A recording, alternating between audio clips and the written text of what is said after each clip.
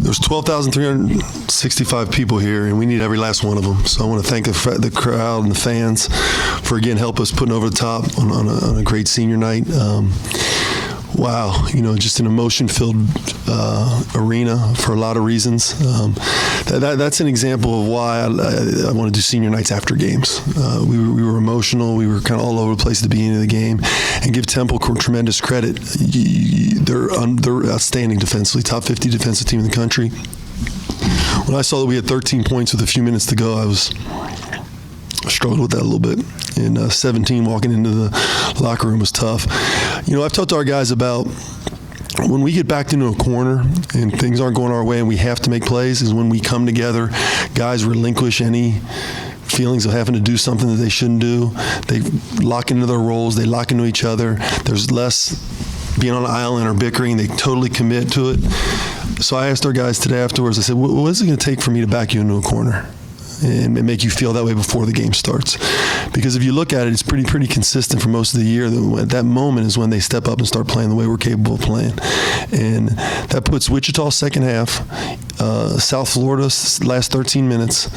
Tonight, for majority of the second half, offensive and defensive performance that will enable us to be really, really tough out if we can do that for 40 minutes. So that's what I told them. I do want to thank the seniors. It's great that, Jaron and Trey kind of made those plays at the end the way they did, and I thought all the seniors tonight impacted the game, and I'm certainly very proud of them. And you fully expected Mamadou to have a career night? Well, Mamadou's taking the next step. Before it was just energy in front of the 1-3-1 and getting and blocking shots and running the floor. Now it's turned into rebound the basketball, ball screen coverage, knowing the schematics of our schemes and understanding where to be, and doing and finishing at the rim and making free throws. So, he's doing a lot more now because his game is growing. And it goes back to coaches can't give you confidence. Performance gives you confidence. And he's performing, so he's playing with a high level of confidence, and I'm very proud of him. At this point, Mamadou's shooting at a clip of about 80% from three. Would you consider him a three-point specialist? Yeah, I'm glad he's shooting well from the three-point line, and I want him to continue to take good three-point shots. We asked him if it feels like he's kind of figuring it out, because it seems when you just watch like it's clicking for him. Do you feel that way, whether in practice or in games? I do, and that's a credit to him and the coaches of putting the work in with him on a consistent basis. Him willing to be a willing learner. He's got a growth mindset. He wants to get better each and every day. Same thing I said before. When you stop concerning yourself with how much you play and concern yourself with how well you play, it's amazing what that can do for you. And he concerned himself about how well he would play instead of how much he would play, and then he'd get more minutes and more minutes. Trey mentioned whenever, at some point in the second half when you guys are still down double digits, but you can start to feel some momentum, he almost feels like you guys are going to win. Do you feel that? Well, I'm glad they do. They should have a confidence level. I mean, him and Jared are two of the winningest guys in program history, so they've earned it. They've earned the right to feel that confidence. I think we need to do that a little earlier in the game, though, and making sure that understand in order to feel that confidence, you got to do certain things to get there, and we didn't do that at all in the first half. What's the balance between this being exhausting and being encouraging? I mean, it feels like you guys are playing NCAA tournament games here for a month. It's every night. I mean, it's exhausting. I mean, there's no question about it. But at the same time, we don't play 82 of them. We're not a pro team. We play 30 of them. We get rest in between games. We get a chance to collect ourselves. But I think what it's done is it's gained a little bit of a callous to close games. You know it's coming. So there's a callousness to like, okay, we got to do it. We got to do it. Okay, we're down 15. Okay, let's come back and do what we need to do. I like to be playing from ahead and be playing, in clear air a little bit, but we obviously don't do that. Oh, good.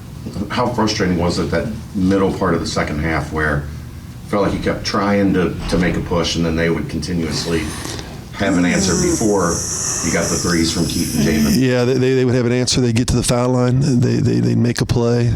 We'd miss a rotational block out. When you put yourself in a position, you limit your ability to make mistakes. You shrink the area to make mistakes. You don't have a lot to work with. And every mistake is really loud because at that point, you're playing from behind. So, we make the same mistakes throughout the course of the game. They're not as loud because we're either winning or it's close. When you're down like that, you can't do that. The second consecutive timeout. You guys were up 60-59, there's a minute 37 left. They got a timeout than you did right out of that. What was the... Because they went 4 guards, and we thought they were going 4 guards. We weren't for sure, and it was a matchup thing. We could with the lead, because we had the lead at the time. We couldn't go on the court and not have the right matchup, so I had to burn one, which is what I didn't want to burn one because I wanted to use it later on. But we had to burn one in order to get the right matchup. Had we not been up, I wouldn't have burned it. The play, Trey, at the end. I mean, you've obviously talked a lot about what you think about him as a person and a player. You said earlier in the season you don't believe in watershed moments, but do you believe in moments like that? Well, I mean, 10 seconds ago, they hit the 3. And great shot by him, great kick out. And, we have no timeouts left, which, again, under 13, we go anyway.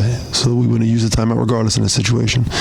Broken floor situation, our best player gets to the rim, gets it up on the backboard. All you can ask for is a good shot, a good move, and then Trey was in position like he typically is. So, I mean, I've won games like that before, lost games like that before, and it's kind of basketball. So, I mean, it's a big-time moment for us because we had to have it. So, gives you guys something to write about. Anything else? Is that it? Yeah. Thanks, guys.